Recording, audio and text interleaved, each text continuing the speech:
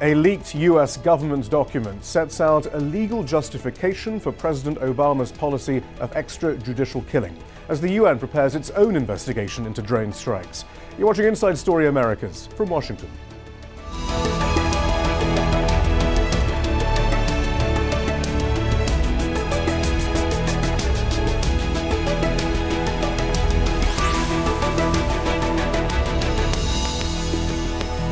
I'm Shihab Rutansi. US President Barack Obama's policy of using lethal force against suspected terrorists is coming under further scrutiny after a Justice Department white paper was obtained by the US media.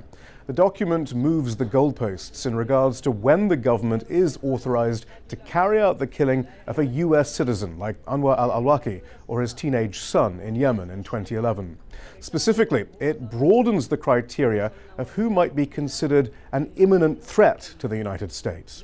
Our White House correspondent Patty Culhane has more. It's been a consistent and unanswered question of the Obama administration. How can they target and kill American citizens far from any sort of declared battlefield without any kind of trial? Well, Congress has been asking for that memo legally justifying the operation, has yet to receive it, but they did get this broader memo. General terms, it says that legally the U.S. can conduct these operations because Congress authorized a war against al-Qaeda, and that in international law, every country has the right to self-defense. Now, the most interesting aspect of the memo, it says that a high-level official in the Obama administration, doesn't specify who, but that person has to believe that the target poses an imminent threat to the country. It goes on to say that they don't have to have actual information about a target or an imminent attack, just that the person is linked to al-Qaeda. How can you possibly explain that apparent contradiction? The Attorney General tried, but didn't. Some of these things are fact-based, and I can't necessarily get into the weeds or kind of parse these things. You can't, I think, examine these terms without having a reference to the facts. And I'm not in a position in this environment, in a classified environment, I can get more specific, but I'm confident that the definitions that we have used and the explanations that, for instance, that I used in my Northwestern speech are accurate representations of the drivers. Basically, he was confirming exactly what the administration has been saying since the beginning. Basically, it's classified. Trust us. Last week, the United Nations announced a major investigation into drone strikes. Led by the UN's Special Rapporteur on Counterterrorism and Human Rights, the study will examine the extent of civilian casualties and the wider consequences of an expanding global drone war. It's estimated that of the more than 3,000 people killed in US drone strikes in Pakistan, Yemen and Somalia, 500 were civilians. Joining me to discuss this latest information we now have on how the US views its drone strikes and the wider implications are from London, the man leading that UN investigation, Ben Emerson. He's the UN Special Rapporteur on Counterterrorism and Human Rights. From Grand Rapids, Michigan, author Marcy Wheeler. He writes the political blog Empty Wheel. And here in the studio, Joshua Faust, a foreign policy analyst and columnist for PBS. Marcy Wheeler, it might be helpful, first of all, to examine what this white paper is and what it isn't, perhaps. What does this actually represent? As far as we understand, it is a white paper that the administration gave to the Intelligence and Judiciary Committees last June, so June of 2012, after by now, people in Congress have made 12 different requests for the actual memos underlying the targeted killing program. This is what they got instead. And it's really important to note that we know of another memo. We know of a June 2010 memo that authorizes the targeted killing of Anwar al-Awlaki. There's reason to believe there are more. Senator Wyden from Oregon has been referring to memos plural. But also, at least 12 senators believe that this white paper doesn't reflect what the administration actually believes is the full extent of their legal authorization to kill Americans. And just one example of a question that's been at the forefront of Senator Wyden's concerns for over a year is the administration arguing they can only target Americans based on the AUMF, on the authorization to use military force, or are they arguing And this seems to be the increasing implication. Are they arguing that the president, based solely on his Article 2 authority, can target Americans, meaning it doesn't have to have the sanction of congressional approval that is the AUMF? So there are a lot, I mean, the other really big question that I think most Americans want to know that Senator Wyden believes hasn't been answered is, can the president target Americans here in the United States? That hasn't been answered to his satisfaction. And actually, Marcy, is it clear, though, which kill program this does actually refer to? Is it, I mean, there are quite a few now. Is it the Pentagon? Is it the CIA? Is it the Joint Special Ops Command? I mean, are we clear about that? I think that's the problem with this white paper, is it's probably an amalgamation of multiple memos, and it's the administration presenting to Congress what they know Congress won't go crazy having read. And the questions that Congress keeps asking in response are you actually doing this with our authority, or are you doing it based on your own authority? So, I mean, that's why I think 11 senators wrote a letter yesterday to get the actual memos, insisting that they don't know what the administration believes, having seen this white paper, because they suspect, and I think having read the ambiguities in this white paper, I think they've got good reason for it, and I think they probably have a number of other reasons to suspect. They suspect that this white paper is the best gloss of what could be much worse. As bad as this white paper is, I think it's a gloss on what could be much worse justifications to target Americans. And in passing, Joshua, I mean, this is another leak from the DOJ. I mean, is there an inquiry underway? Are they going to come down hard on the whistleblower for this one, or is this another example of double standards? I think that remains to be seen. The Obama administration has been pretty vigorous in going after leakers. I think it is really going to come down to whether this is an official leak, which is actually how we know most about the drones program that we know. Or if it slipped between the cracks and it wasn't supposed to be made public. Ben Emerson, I mean, interestingly, it doesn't seem that this is giving simply a rationale for killing U.S. citizens in drone strikes. It seems to be just a justification for killing U.S. citizens by any means. I mean, is that something that's interesting for you as a UN Special Rapporteur, amongst other things? Well, obviously, I've read the memo, or the document that's been leaked to NBC.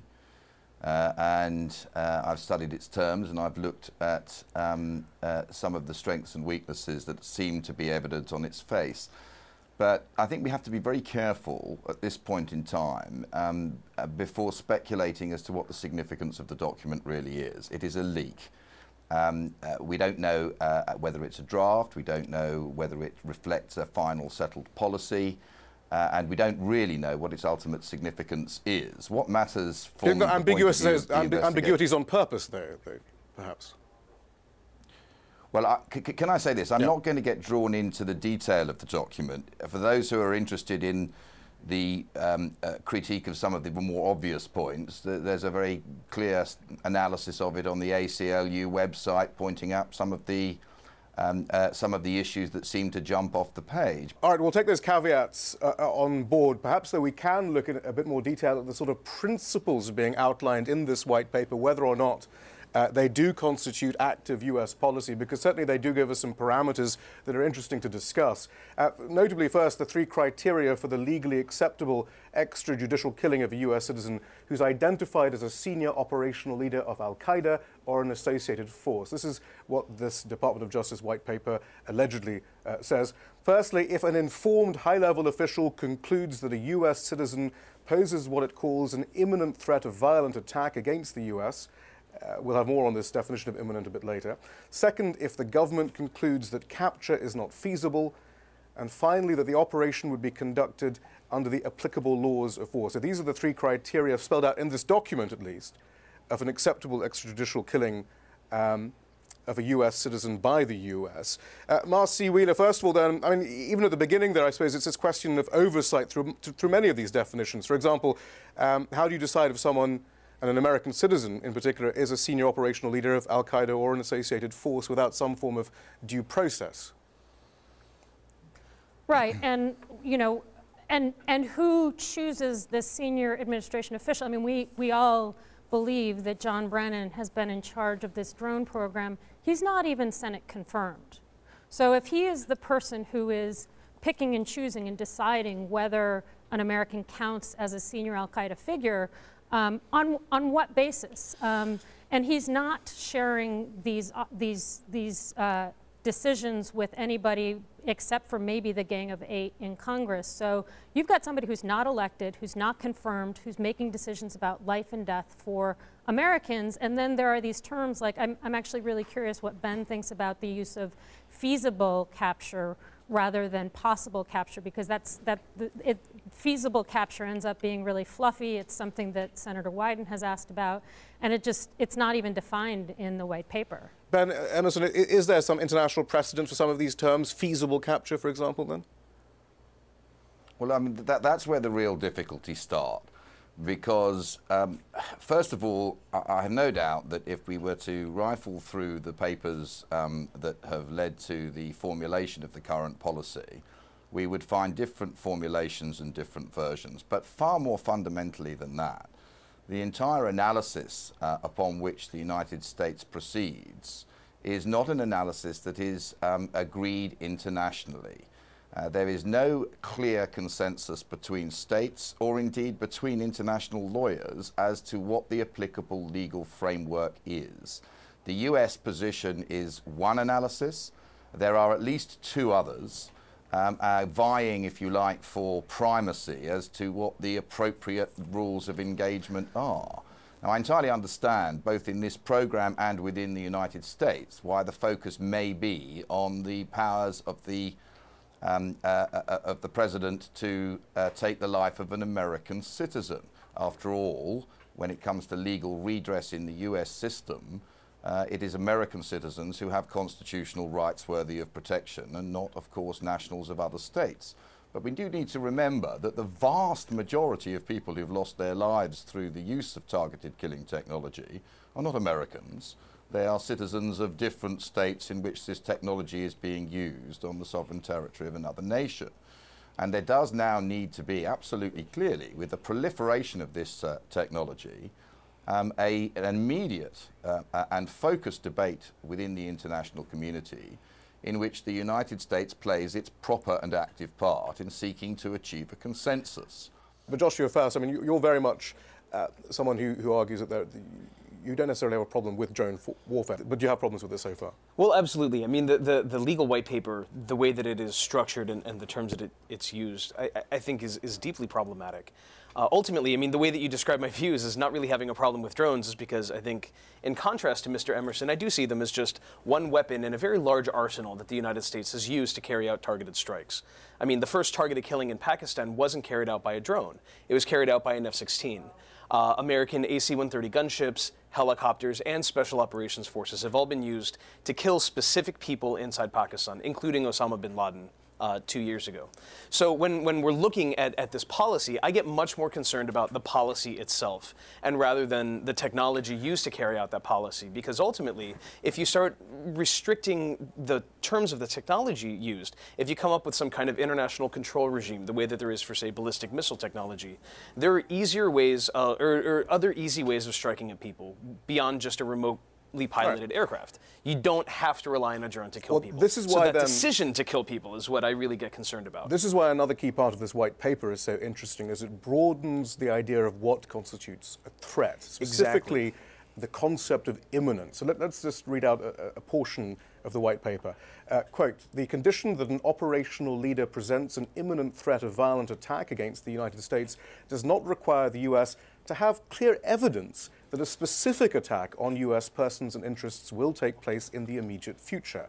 The threat posed by al-Qaeda and its associated forces demands a broader concept of imminence in judging when a person continually planning terror attacks presents an imminent threat, making the use of force appropriate.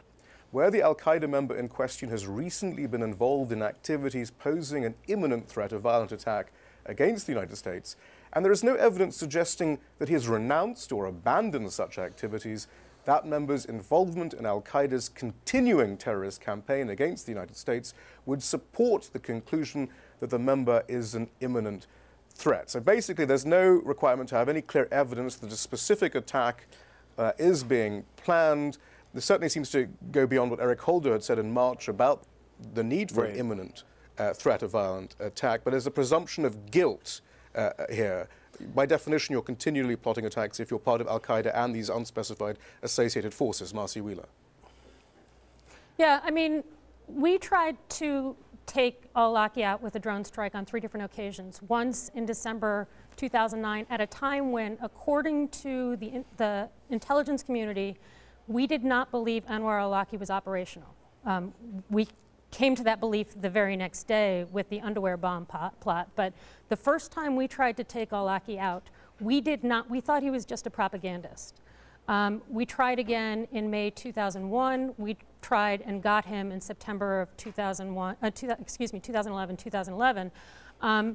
And so you've got a year and a half, 20 months really, elapsing between the attacks that are most directly tied to al-Awlaki's hitting the United States and the time we took him out.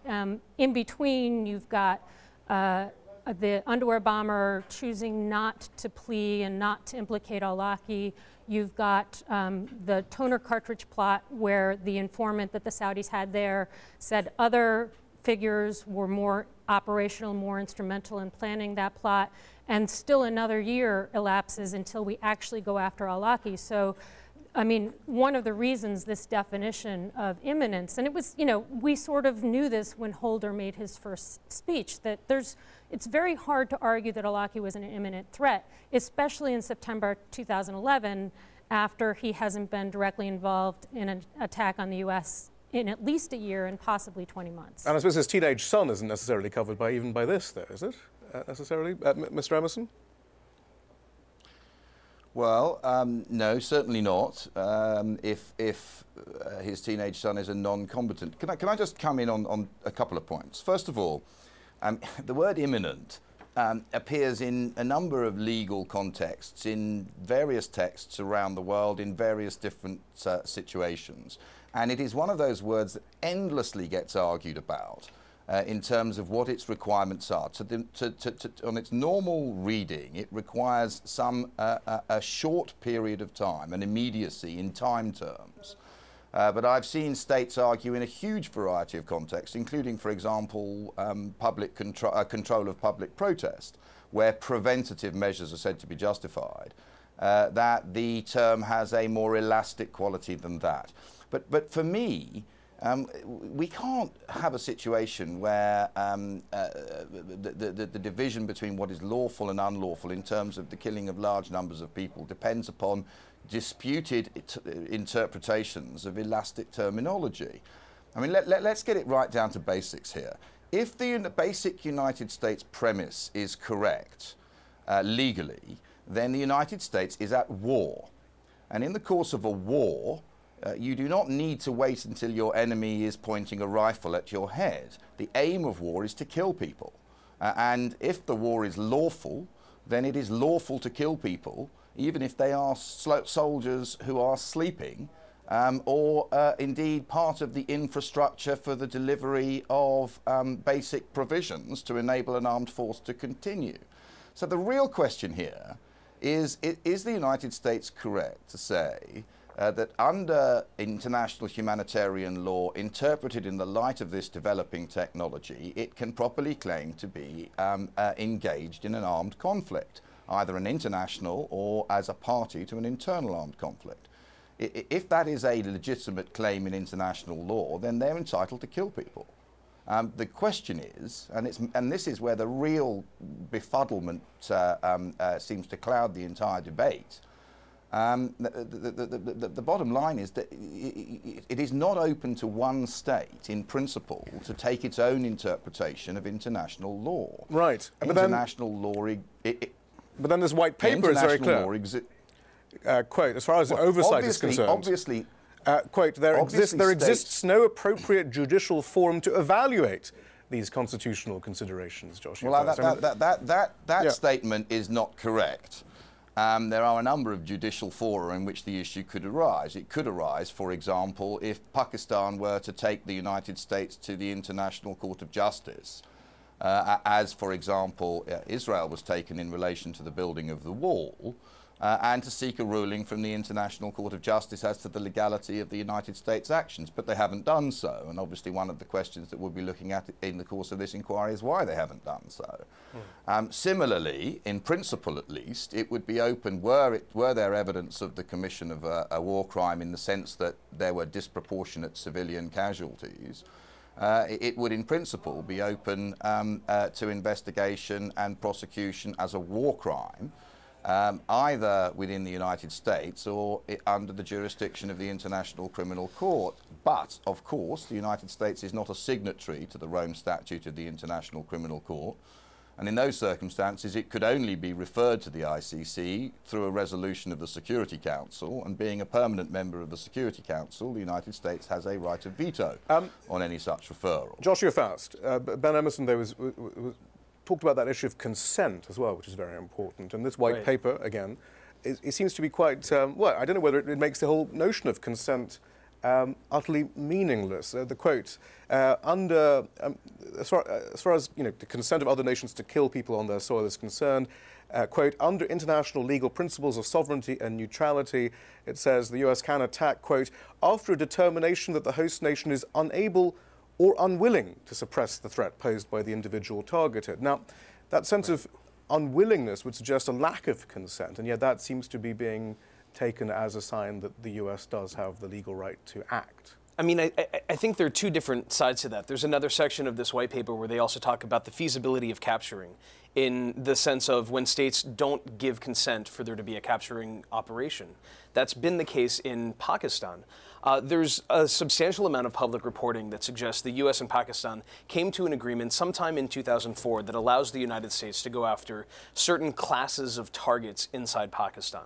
There's a great deal of confusion about exactly what those targets are and what constitutes legitimate targets and illegitimate targets in the eyes of Pakistan. The Pakistani government has collaborated with the United States to capture known al-Qaeda figures. Khalid Sheikh Mohammed is probably the most prominent example. The Pakistani government has also provided intelligence to the United States we know all this to strike at insurgents inside Pakistan. So this argument that they have not given consent for these drone strikes is a little But we're not tenditious. talking specifically then about those cases. We're talking about the formulation in this particular white paper. Marcy Wheeler, if they're saying, look, we can go in even if a host nation is unwilling to kill these people. I mean, again, where does the issue of sovereignty and consent enter into this then? Well, I mean, two issues. One is, from the consent side, from the American perspective, another really interesting development in the last couple of weeks is that, as far as we know, as of last week, the Senate Intelligence Committee did not know which countries the administration held it could use these lethal counterterrorism operations in. Did not know. Again, Ron Wyden has been asking for this for over a year. So if Congress doesn't know where we're fighting this war that is purportedly authorized by Congress, then how can it be a war that's authorized by Congress? I mean, not even the oversight committees. The other thing is, with regards to the imminence and the question of consent for al-Awlaki, who we believe this white paper to be about, Yemen also has partnered with us on intelligence to go after these figures. Both Yemen and Pakistan have been incredibly unreliable at times in sending us after their political enemies rather than our enemies. There's, probably good reason to believe that Yemen tipped off Anwar al-Awlaki on numerous occasions when we were about to get him. And after he died, the former president of Yemen actually went to al-Awlaki's family and said, no, I promise I had nothing to do with the strike that took out your son. So there's reason to believe that Saleh, the president, was not willing to take out al-Awlaki for a lot of internal political reasons, even while he was willing to let us operate on his soil. And that's one of the, I think drones are a technology to some degree. Americans need to talk about both drone strikes and paramilitary strikes. There's this international law context, but the other question is, do we actually know who we're hitting? And in both Pakistan and Yemen, oftentimes we don't. We're relying on our allies, on Pakistan, on Saudi Arabia, on Yemen, and they're not necessarily feeding us intelligence that serves American interests. And I think that's one of the things that often leads to a lot of the civilian casualties. Marcy Wheeler, thank you very much. Ben Emerson, thank you. Joshua Faust, thank you as well. Thank you. And that's all from the team in Washington, D.C. for now.